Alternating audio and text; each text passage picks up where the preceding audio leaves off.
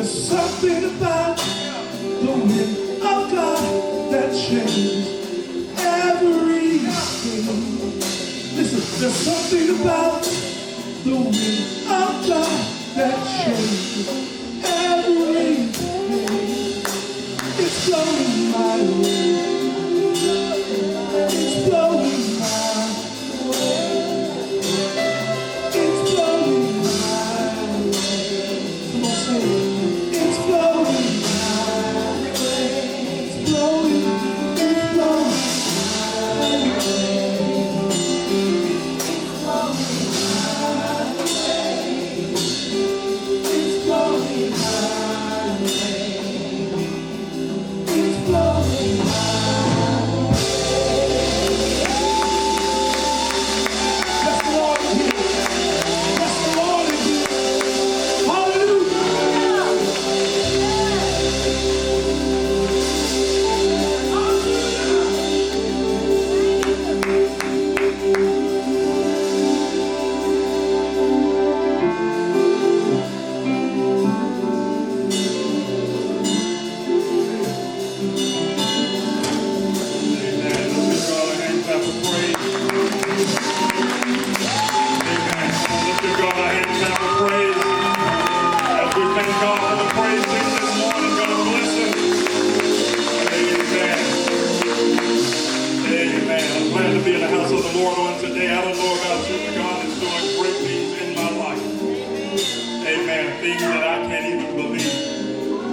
Amen. I'm excited for what God has for us today. I don't want to hold the time this morning. Just real quick, if we can turn to the book of 1 Peter.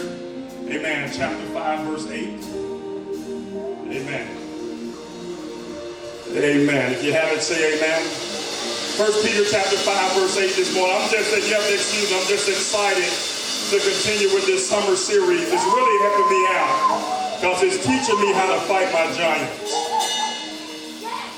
And it seems like the harder I preach this, the more giants are revealing themselves unto me. You can tell those who are really in the Word, because when you're in the Word, you start to see it. And after a while, you don't just see it, you start living it.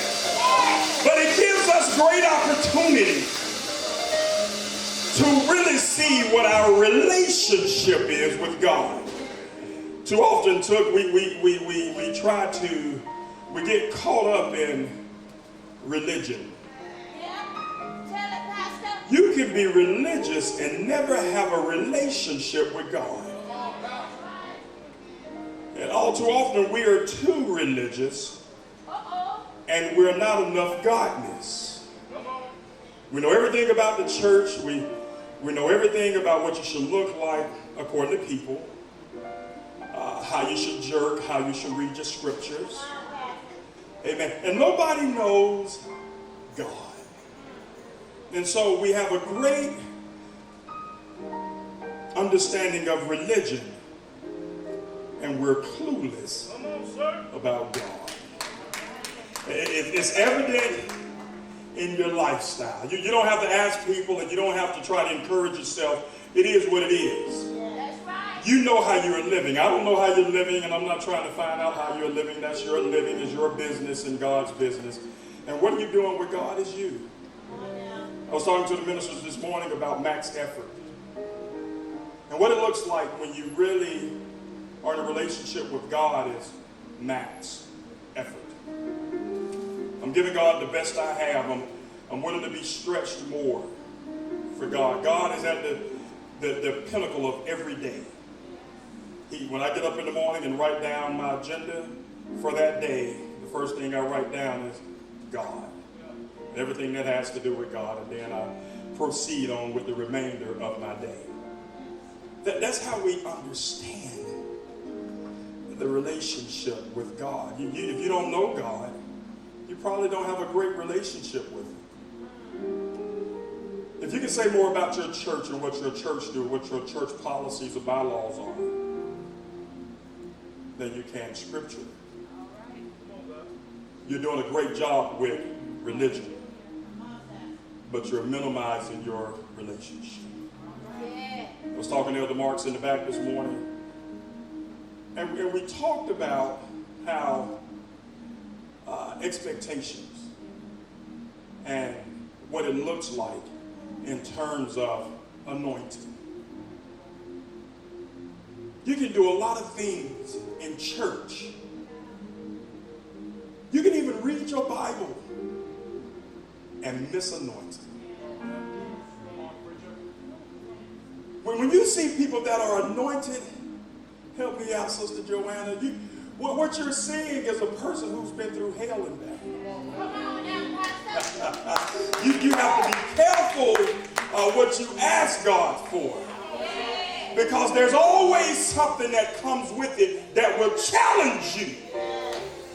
You have to be careful. So when you see somebody that's anointed, don't look so much and marvel at the anointing. Marvel at the workmanship and the sacrifice that has been paid for them to have the anointing that they have. Because anointing only comes from heaven. It only comes from God. So we cannot mix knowledge with anointing. So you got a ton of people who know the Bible, can read scripture for scripture, but can't pray a coal off somebody. They can sing angelically and not move a soul in the church. And then you got somebody like myself who can barely sing and a blessed people. Because we're singing from two different places, both singing from the diaphragm. But something happens to catch what's coming out of my diaphragm before it gets to the people, and that thing's called anointing. So I challenge you this morning to rekindle your relationship with God. Yes, yes. And start praying for anointing. There are different levels to praise and worship. Church should really be over almost by the time the pastor gets up, because we've had such a feast doing praise and worship. But all we get to in the black church is praise.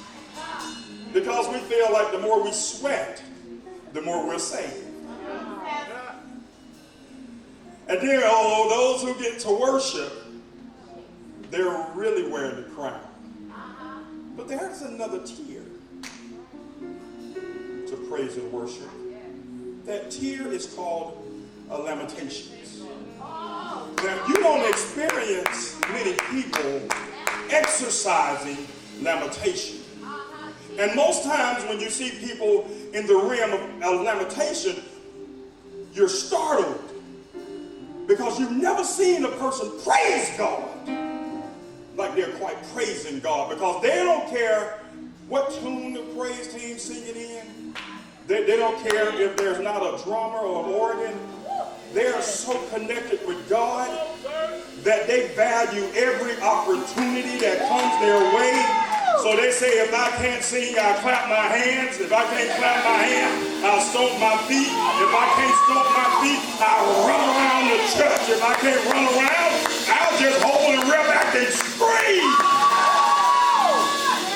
Lamentations. Lamentation comes to those who have sacrificed. Should be said, been made a sacrifice. They have a different scream. They have a different yell. Because they have a different relationship with God that was paramount from their word of God, or from their religion. So religion is really just the beginning of your relationship with God. You have to really understand God to really understand His Word. If you understand His Word, then you start to understand God. And when you understand God, then all things are well. Then you can start saying, like He gave me, a peace that surpasses all understanding. I don't know how I got this peace when I've been diagnosed as such. I don't know how I keep standing and how I keep going to church even though I don't have a job. I don't know why my greatest sorrow is I can't bless God like I used to. But God knows your heart. Because when you get to thinking like that, you already have a relationship with God. You've gotten past religion. When it hurts you not to bless God, you're beyond that. Now you're getting into the realm of lamentations. And so we got to continue to grow. And as we grow and continue with this summer series, you too probably are being challenged if you're truly receiving it. Goliath must fall. It has been, Kendra, it has been tough these last 3 weeks. In my household, it seemed like the spirit of sickness and illness has come in the form of a plague. If it ain't me, it's my wife. If it's not my wife, it's me. And then I started getting phone calls from all the people in the church that are in the hospital or are real sick right now from dialysis or things of such. And I say, we're in the right place. We're in the right place and we're preaching the right thing because Satan's mad. Now, Satan's giving us his best punch. I command you this morning to start fighting back. From this day forward, I pray that you speak life and not death. I pray that you speak that you are the head and not the tail. I thank God that I'm a light and not darkness. I thank you that I'm a child of the Most High God. Oh, because greater is He, come on, church, that is in me this morning. I hear you, God. Than He that is in the world. No greater name that I know.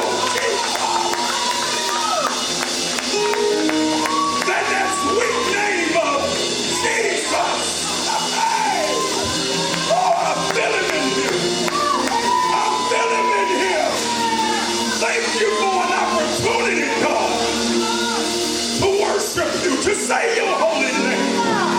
Lord, I thank you this morning.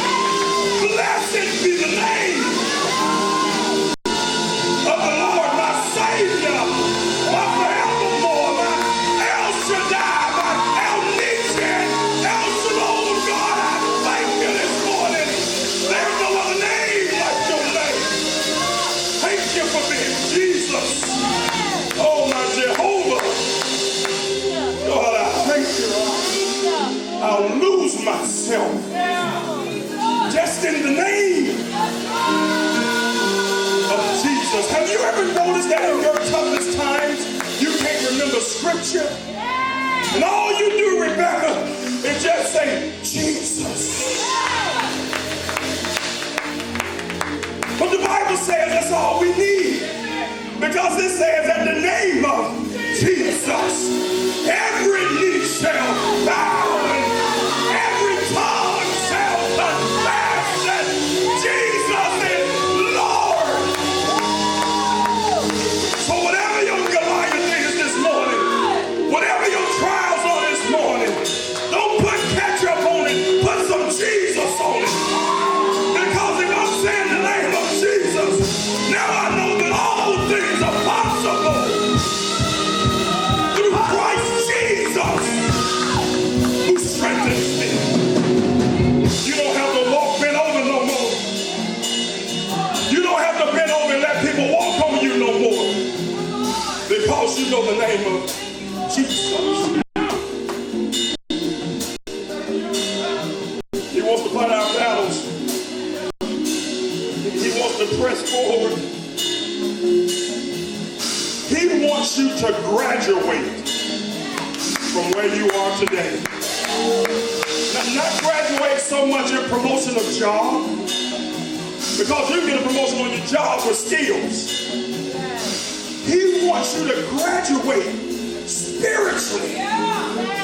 Yes, he wants you to move.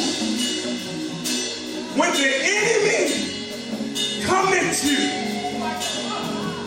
like a flood, don't pray for strength.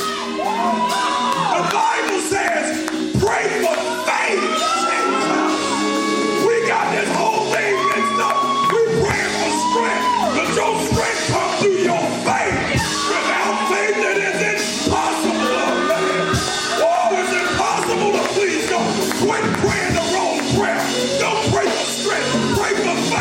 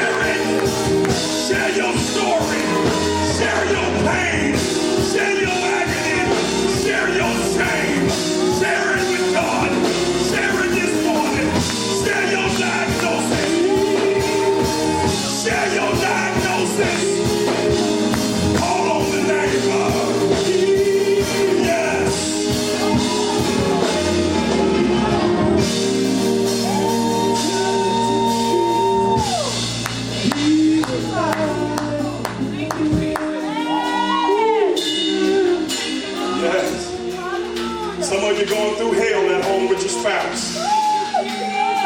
It's time to put it in God's hands. Some of you going through the dickens with family members.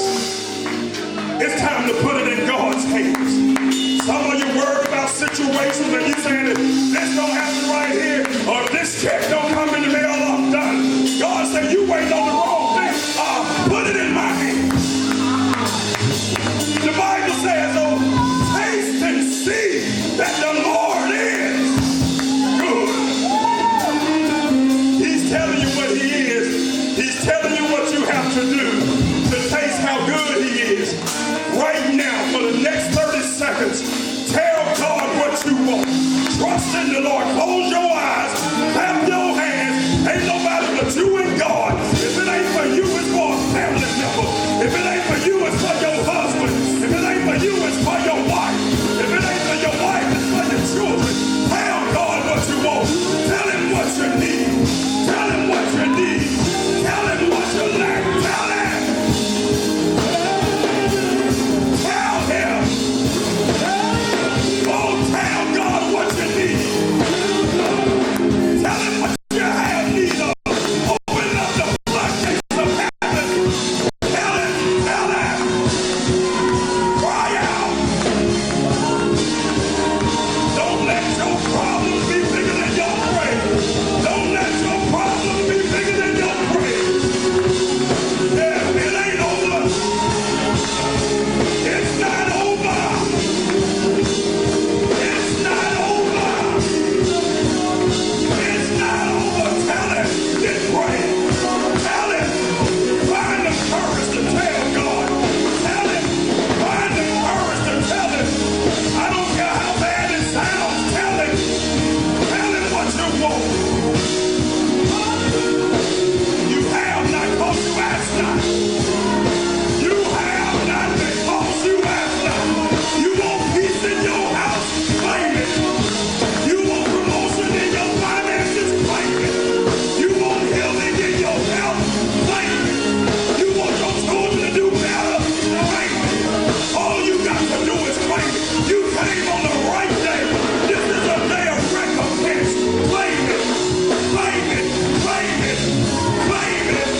Claim it. Claim it. Claim it. Claim it. Claim it. Claim it. Claim it. Claim it. Break those shackles. Loose them. Break those shackles. Break them. Tell God what you want. Tell God what you want.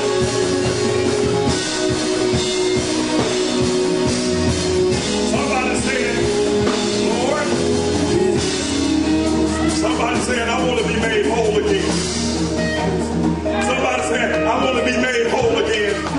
But you think your sins are too great. That's why Jesus suffered so much. Because he knew your sins would be great. All you have to do is tell God now, Lord, I want to be on your team. I want to get back on the winning team.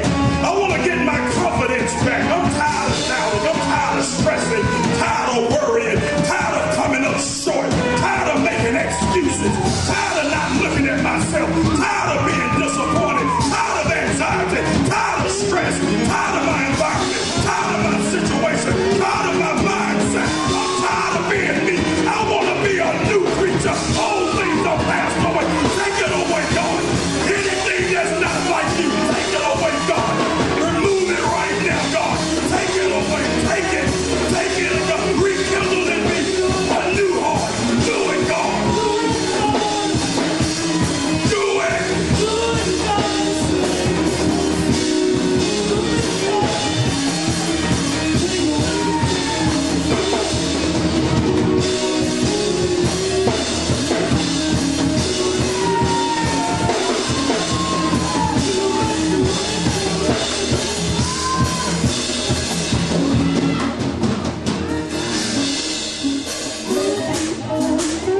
Goliath must fall. This sermon's not for the punks and the punkettes. This sermon is strictly for gladiators. And it has no age, on the sermon. No limitations to degrees. It has no limitation to education. This sermon right here is for people who are sick and tired of being bullied by Satan. You tired of living paycheck to paycheck. You tired of being chased down by student loans. Your child's tuition haunts you.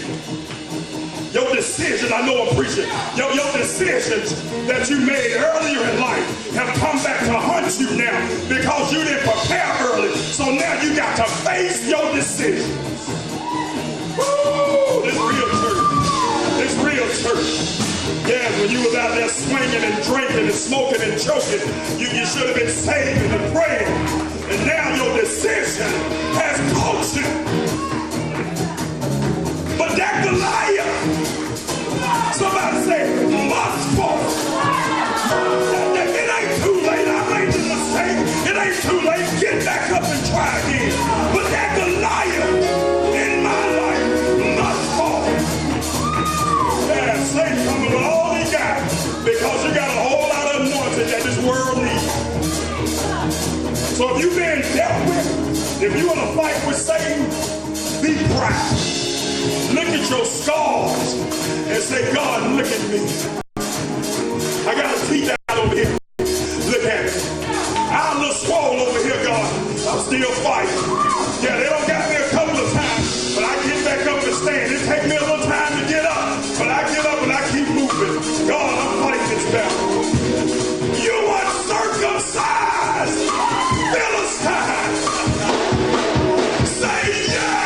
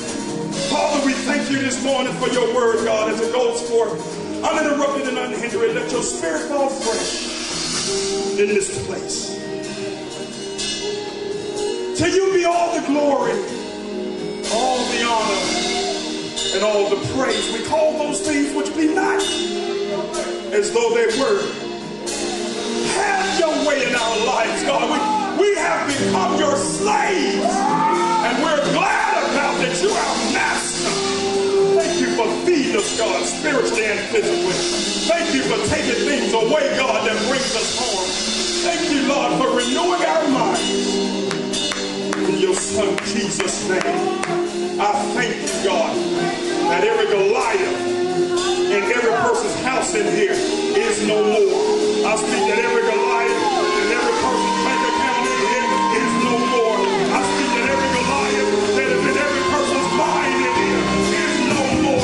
For the devil is defeated, God. Jesus is exalted and you are Lord. According to your word, we can't lose because Jesus already won. Let the church say amen.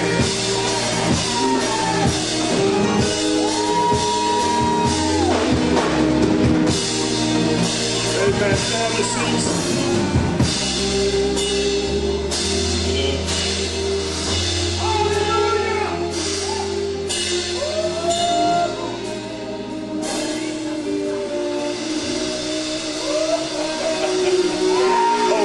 Together. It's not for you, for somebody else.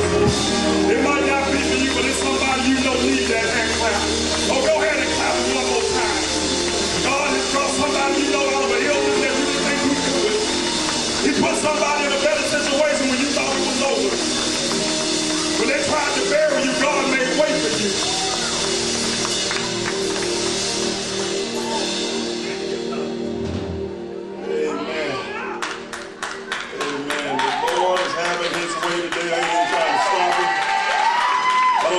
But my household been going through hell the last 3 weeks. And all I know to do is to praise and worship God. I found out that the things I deal with now, man can't help me. So I don't even try to talk to man about it no more. I deal with it with God. And I found out that the strongest posture I can have is on my knees. That's the greatest ammunition that I can have is when I'm on my knees. So no matter how great the flood, God always has a way of escape for his children. For he loves his children, and because he loves his children, one thing that encourages me, because I'm a child of the Most High God, means that I'm a co-heir to the throne.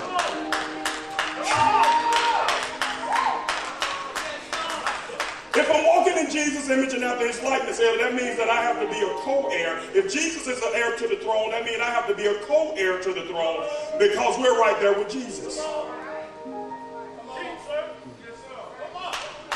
When you're a co-heir to the king, that means you have everything in the kingdom. You have access to everything in the kingdom because you are co-heirs to the throne. So the reason God says it in the text that you have not because you ask not, he says it's there for the taking, but you won't ask. It's already been given and it's been paid for. Jesus paid for it. And he paid for it for us. So now we become co-heirs to the throne. Which means that whatever you have need of, ask and it shall be given. Yes, Lord. Co-heirs.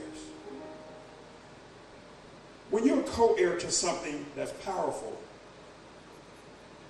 there's always an amp that's going to try to dethrone you by taking away your power. So you look at it and you wonder why sometimes you go to church and you still feel weak. It's because the enemy has tried to cause you to forget that you're a co-heir to the throne. And when you're a co-heir, that means you're plugged in. Here we have this summer series that I'm really in love with, though it's whooping me. Goliath must fall. And we just read in the text back in this last text that the Bible said that what? Be alert and of sober mind. That your Goliath, the devil prowls around like a roaring lion looking for someone to devour. Now let me go back and clean that up, back that thing up, because the devil ain't looking for no anybody. Come on. Tell the neighbor the devil has class too. He don't spend time with scrubs. If you were lazy for God, he ain't gonna fool with you because you'll be lazy for him, because Satan knows that behaviors are often modified, seldomly changed. So he won't fool with you either. He really go after those who have power. He go after those who have promise and purpose. in their lives. And when he go at those people, he go all full throttle in. And that's what's happening here in the text that we're dealing with. When you have to be alert and mindful of your Goliaths. Don't think you've made it because you joined the church. Some people have a form of godliness, but denying the power. There go power. Bam! There go power right there. Bam! Power. You cannot be effective in Christianity if you don't have power. You can be ineffective, which a lot of times can become hazardous, but you can't be effective if you don't have power. We're talking about this guy, David, a teenager who has power as a teenager. That's what I like about God. He don't really deal with age. Age became a factor when the church came about. And we put more stipulations in place to protect man and shun God. So we'll say you can't minister for 8 years. But it doesn't really state that 8 years is going to make you holy. Some people don't have 8 years to live. So I believe in doing what Jesus did. Pick those and teach as you go. And the mistakes they make will be greater than the other lessons learned. But let me say it like this. The mistakes they make will be greater than the lessons taught. Because we learn more from our failures than we do success. Yes, you let somebody credit get jacked up. When they get it right again, they'll kill you if you try to mess up. Let me just use your card I just need to get some chick. No, baby, honey, take these $5 and make it work. But you don't understand what it took for me to get my credit. I wish I had somebody in there this morning who you don't understand what it took for me to get my credit back where it was, so that people can see me and say that's somebody. So now I can get my good name back. Power. Goliath must fall. He must fall. There's a point early on in the story of David when Samuel, one of the most, I should say, revered prophets in the Bible, comes to the house of Jesse. And we know this, and I told you what I'm doing is going backwards with the summer series. Because everybody know at the end that David got the 5 smooth stones, and he got the slingshot. And he went and it took 1 stone. But we found out last week that it wasn't the stones that defeated Goliath. And I ain't going back to tell it by the CD. We found out last week that it was never the stone, Rebecca, that killed Goliath. I know you taught that in Vacation Bible School, but you're grown now. And throwing stones at your boss at work don't move nothing. It calls the authority to come and escort you off the premises. God's a little more complex than throwing stones. We found out last week that the thing that really exposed Goliath was the fact that this little boy David came on the scene, heard Goliath, who had been talking for 40 days, just talking to the Israelites. Now here's the thing that people don't realize. The Philistines, they were coming to take over the territory that the Israelites owned. That valley between those 2 hills that they were fighting from, that's where the children of Israel used to do all their cropping. That's why it was so fertile. And that's why it was so full of life, but now it's getting ready to become full of death. But you got a 12-year-old boy, Edwin, who heard this Philistine talking bad to his brothers. Now, he's the youngest one out of the bunch. He asked one of the soldiers, who's going to kill this giant? 12 years old, he asked, not, is somebody going to fight him? But he's calling those things which be not as though they were. They missed it more than, who's going to kill this uncircumcised Philistine? And he goes on And while everybody else is looking up here, we say is that David was looking down here. He was looking at the midsection while everybody else was looking all up here. That's your problem. You're always looking at people physically. He's looking at how big he was. Everybody else looking at all these soldiers, man. They're looking at how big this guy was. David looking down here in the midsection and say, oh, he hadn't seen the doctor. And we said last week that he hadn't seen the doctor because he hadn't been circumcised. And if he hadn't been circumcised, that means he don't have a what? Covenant with God. And if he don't have a covenant with God, he don't have the power that I have. That's the difference between David and all those other Israelites who were fighting. You see, they were religious. They had a covenant with God, but they were not under the covenant of God. So it's like having an umbrella. I have the umbrella, and I have the covenant, but the umbrella, I don't put it up. So it never protects me from any precipitation that comes. But I have the covenant, but I'm not under the covenant. See, a lot of us in here have religion, but we're not under the covenant. So therefore, we don't get the power that people like David got. So when David looks, David said, this guy here tripping. He's defeated already. He was already defeated in David's mind. Because now David, because of David's past and his history, David knew what God can do because God had already did it. Come on now. Now David's brother gets mad and tell David he needs to go home. You stirring up more trouble. And David looking like, there can't be no more trouble. He talking to y'all like this, all y'all grown men. He got y'all on the run. There's no more trouble to be had. I'll straighten this out. But I want to go back and ask you, how did David, before we move on that way with the story, I want to go back and ask you, how did David get to this point? We always want our food fast. Put it in the microwave and let it work. We don't really want to care to go back to understand how David got here. We just want to see how he finished. That's the difference between the young women now and the older women, the grandmamas and big mamas and all them. Big mama and them took their time cooking. They use that stove because they understand that oven. They understand when it sits in that oven, everything gonna bake. Now you got women there, they want to stick everything in the microwave. I don't need to be no microwave dad. No microwave. I can't do it. I'm glad my wife cook. I can't do it. I see some guys do it out the microwave with the wife. I ain't know. Why must everything be in a hurry? I don't want dressing coming out of the microwave.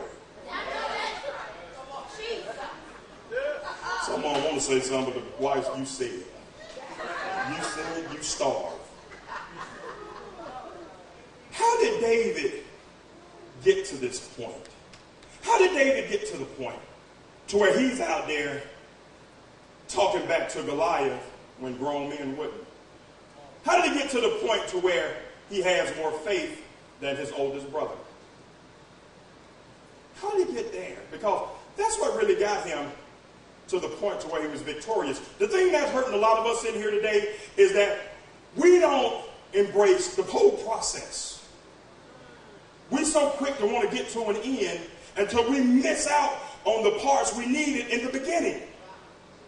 So we don't care to go and see what happened to how David got there. All we care about is he had 5 smooth stones. And God said, but if you learn the process with David, you won't even have to throw the stones. I'll let you see in the spirit and allow you to detour around that mess. Some of y'all got mess on you now. You got mess on you, stinking from mess. Because you didn't follow the process of God. One bad decision can set the tone for the next 30 years of your life. Ask people who got pregnant and didn't intend to. Yeah, you love the child. But at some point, you look back and say, I wonder what would happen. If. Wonder what would have happened. I would have stayed in school. I've heard so many women say so many things. Now, they love their child, Donnie. But they come back and say, what would if? It's always here. Decisions are made by your memorable portfolio. What you remember has taken place in your life. How did David become so bold as a teenager? Samuel went there to the house of Jesse to anoint the next king. And we say, well, that's admirable. But here's the thing with that. There's a few things to note about the situation. When Samuel went to the house, what made this thing so crazy, Evan, was the fact that he went to a house in Bethlehem. Nothing good like that came from Bethlehem. In Bethlehem, there weren't people that were kings. You think they're going to try to get a president of the United States out of Calvin Holmes? There might be some good ones in there, but do you think Congress will allow it? Okay, y'all tripping. God take the foolish things to confirm the wise. Because that's where we're stuck at. The call to home mentality, and I'm just using that as it used to be. We're stuck back in the call to home mentality where this is where I am and this is all going to happen. But David came from Bethlehem, a place that didn't have nothing really. It was just a boring little country town south of Jerusalem. That's where he came from. David, this guy that everybody, one of the top 5 stories in the Bible biblically. You don't realize this boy came from nothing. That would make more sense now. Then the story starts to come alive because you can identify with yourself and say, well, I didn't come from too much myself. But I have a chance. I have a chance because what I came from eventually is going to help me. Where I came from is going to eventually help me. Everything David went through as a lad, as a sheep herder, eventually came back for a time at Satch when he was seeing Goliath. Nobody else on the Israelite side had been prepared quite like the lad. So that's why they didn't have the confidence as the lad. You can't have total confidence in God until you've been through some things. Don't work. Until you've been into a situation where your money couldn't help you, you ran out of friends who couldn't help you, mom and them couldn't help you. When you ran into a situation that it was only God, then things started to change. Now you start to put that on your spiritual resume. Because I'm going to need to go back and rekindle that after a while. I'm going to have to go back and review that after a while because I'm going to need that. Because if he got me going through this, that has to be greater for me on the other side. But we get stopped at call to homes. Mentally, this is all I know. Or we get around people and when we make it to where they are, we feel like that's the end. So now you're average. You're religiously average. And one of the worst things in the world is somebody who's exceptional being at the same table with somebody who's average. It's just hard for them to communicate, Pastor. It's hard for them to communicate because I'm thinking here, you're thinking here, and between here, the communication becomes friction. Because I'm trying to get you here. You don't want to be stretched to get here. You're trying to bring me here. I'm definitely not going back down here. So now we go into conflict mode. This is what happens with David and his brother. His oldest brother is now in conflict mode with David because David's talking to the giant. And his brother is saying, you need to go back home. All you did was supposed to bring us something to eat. Because that's how he saw David. And he had been jealous of David for a while. Jesse had 8 sons. Out of all his sons, David was the youngest boy. But David was the new beginning. Out in the country. There was not a city of power, Bethlehem. I know Jesus was born there, but there was no power in Bethlehem at this time. This is not a city where a king would come from. Bethlehem was not a place where the important people lived.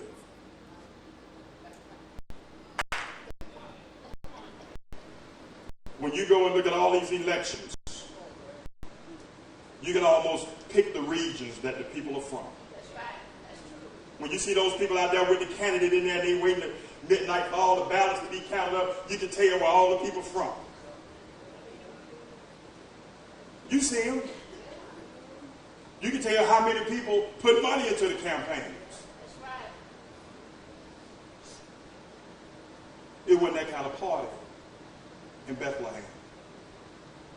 Bethlehem would have been like a Carver home. They would have been at home watching it take place, but they didn't have enough to give to it, let alone be a part of it. Trying to paint a picture for you about David and the substance that David had to endure, or the substance that came about David during his time of endurance so that he can defeat his Goliath. The Bible says, too much is given, much is required. All these sons. When Samuel showed up, the first thing Jesse did was go to the oldest boy because he was the strongest. He'd been around, he could do everything. Brought the first son to Samuel. No, that's not him. You know what's amazing? Why Samuel could go boldly and pick out the king? Not only because he was a prophet, thank you, Holy Ghost, but look at his history. Samuel, come on somebody, Samuel, mother was who? Hannah. Come on now. And Hannah couldn't even have a child because God had what? Closed her womb. So people mocked her and made mockery of Hannah because Hannah couldn't have a child, although her husband was saying, am I enough? Yeah, you enough, but I want a child. So Samuel came from the struggle.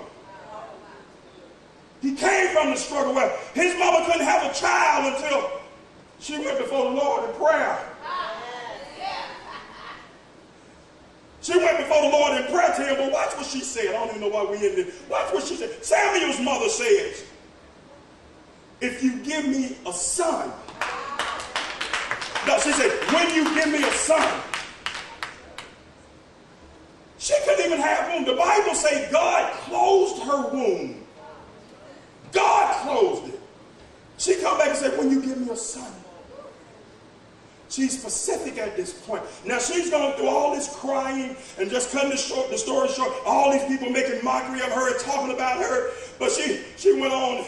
Eli said, you're drunk.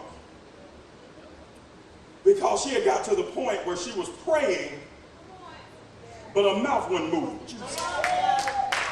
Jesus.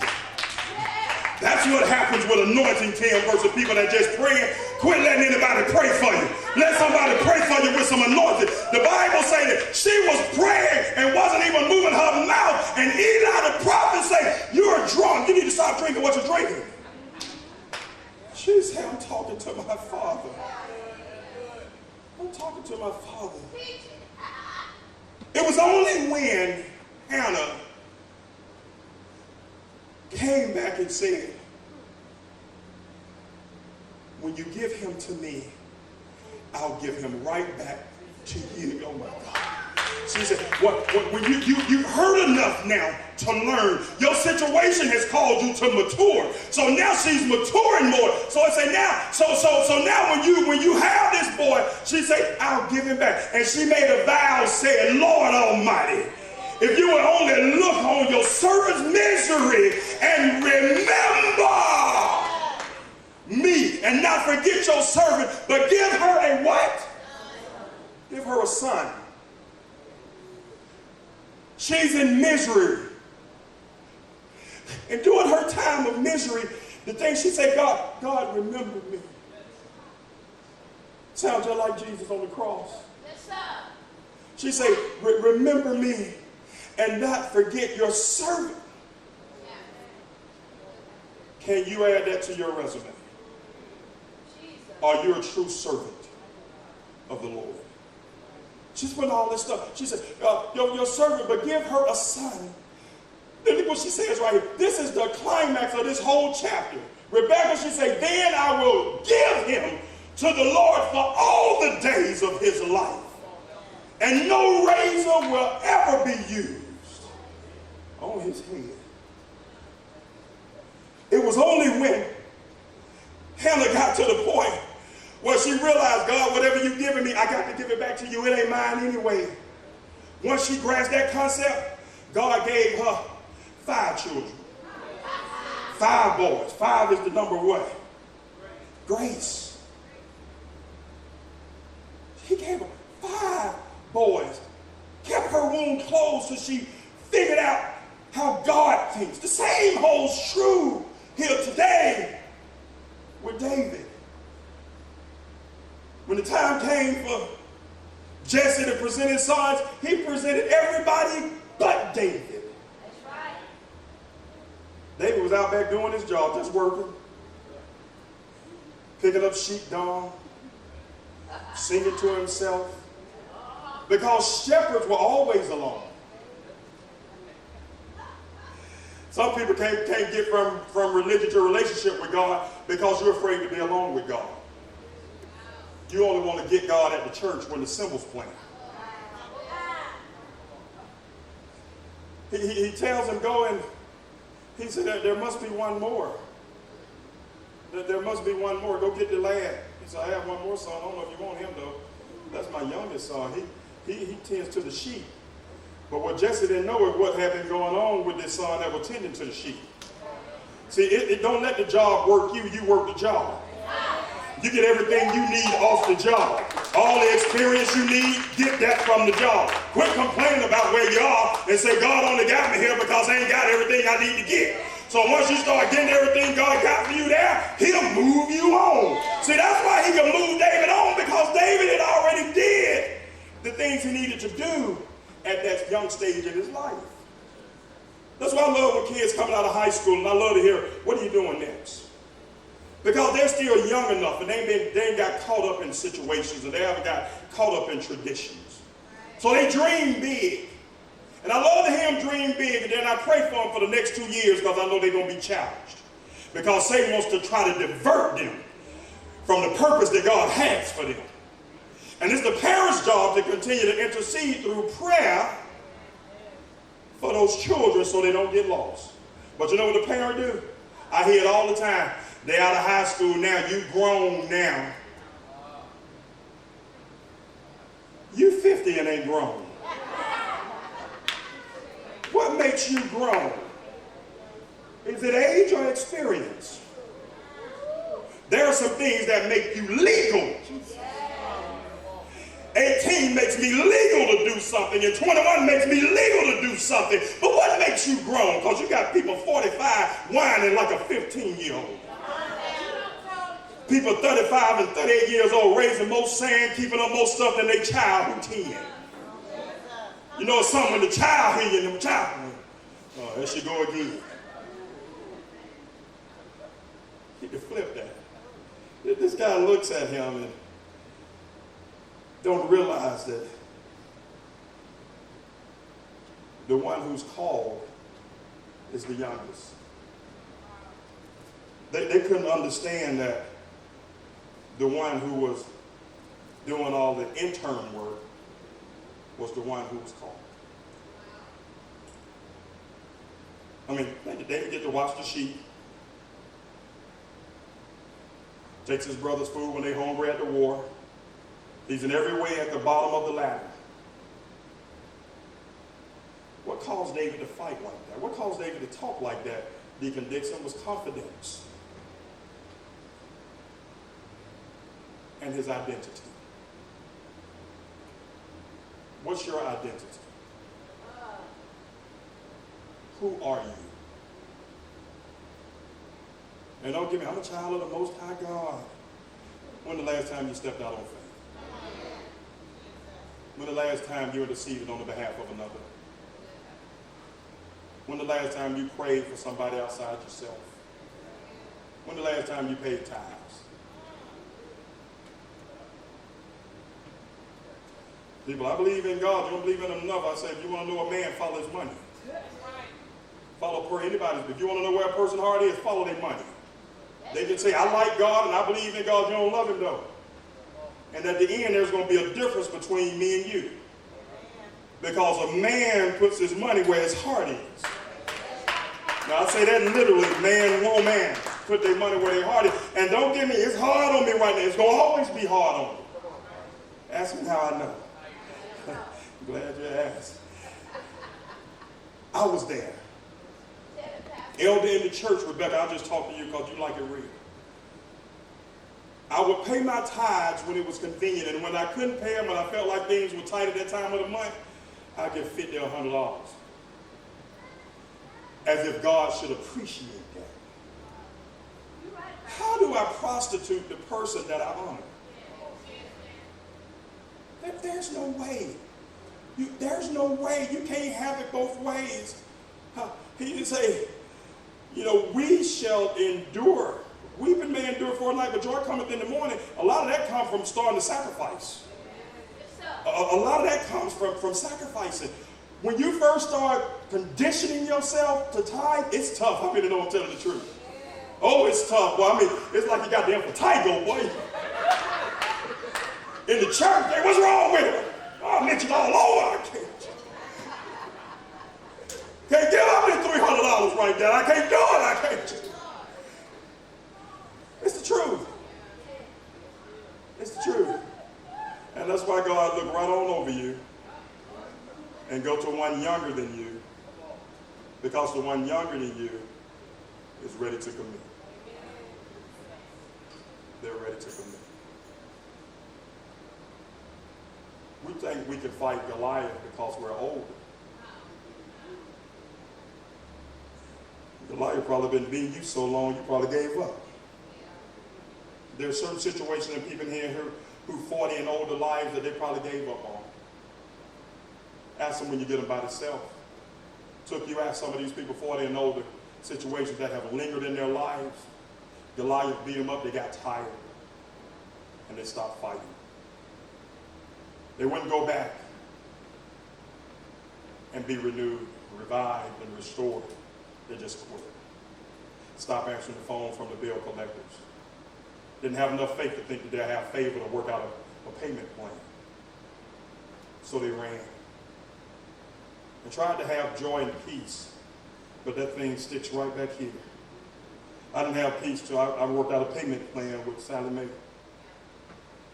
Once I worked out the payment plan and started getting my taxes back, you should have saw me in my, you know what, I just can't. Hell to me and my wife celebrating, you should have saw Big Boy. That thing went in their account. I looked at the, my wife, baby, look at this. We looked together, we shouted up something. We shouted for about 10 minutes because 4 years we hadn't received that. They taken all the income tax. Oh, Jesus. And I know that for the amount you owe, you ain't going to pay that off for a long time with your income tax. So I had to get myself in line, trust God, and face my Goliath. And you know what's crazy about that is, it wasn't as hard as I thought. It was. Once I prayed about it and called the people, because normally I get my wife to do stuff like that. I really call these people and set up something with them. But this time I did it myself. I said, I'm going to sit here during lunch and call these folks. And I'm glad I went at lunch because it took that long. Yeah, when you've been running from something a long time, it takes a long time sometimes to get it right. Yeah. I sat there and went through and told them the truth and said, she said, you work for the government? I said, I do. We have a program for you. I said, you do? She said, yes. And we moved forward from there. And she said, if you do this right here for 10 years straight, we'll forgive the rest of your student loan. I said, for real?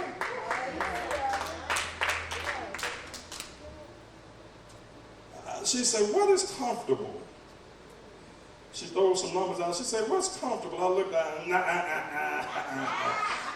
because I've gotten a little confidence now that God is with me. That's that's too much.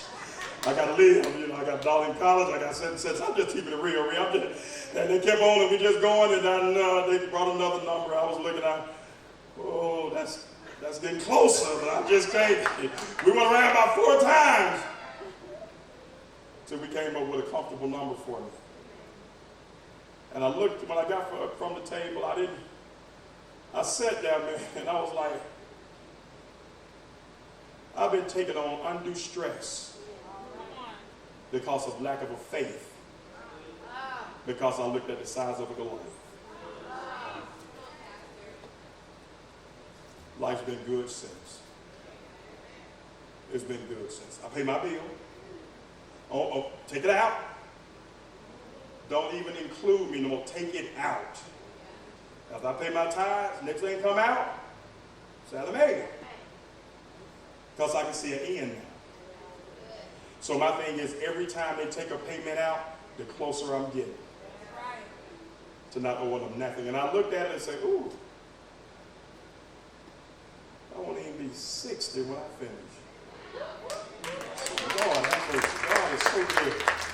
But I looked at it and thought and said, man, how much time did I waste by looking at Goliath up here? And not realizing that Goliath is of the world. That God will fight your battle if you allow him to. The reason we don't believe that God can do just what he says he can do is because of our lack of covenant. A lot of us don't have a true covenant with God. We know of God. And I beg of you today that if you don't have a covenant with God, you need to get one. You need to not only just hold the umbrella, but you need to get up under the umbrella. Yeah. So it can be totally useful for you. A lot of people don't see things the same way. When you got people who are truly saved now, and people who just go to church, they don't see things the same way. There was a woman and her son, and I'm done. This woman tells her son's outside looking for his contact case. 30 minutes, he don't drop it somewhere. He's looking at that 30 minutes. He finally comes to the house and tells his mom. Mom, he didn't want to tell her. He said, Mom, I can't find my contact lens in the case. He been out there 30 minutes looking. The mom goes out there, and in 5 minutes, Mama found it. Marcella, you got it right. Mama goes right out there and finds it. And the little boy looks at his mom. He's like 10 years old.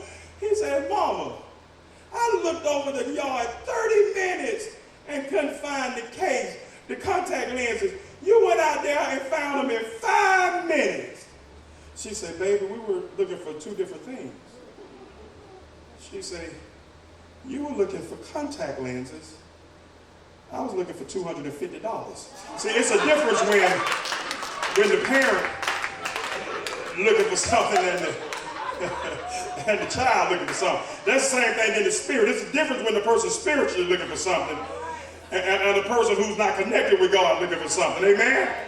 Amen. Put your hands together. God bless you. Amen. We'll try to start wrapping this baby up next week. Amen. As we stand, there may be one this morning who needs prayer. One who has a Goliath in your life. As the ministers come on down front. We'll be glad to have you. I don't care if you came last week. If that Goliath's still on you, come again this week. God bless you. There's someone else who needs prayer. Somebody else who's getting ready to go into a situation in uncharted waters. Come to the altar. Seek prayer.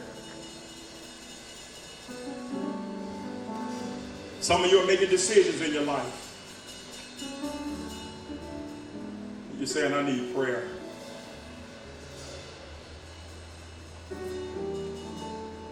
I tell you this morning, nothing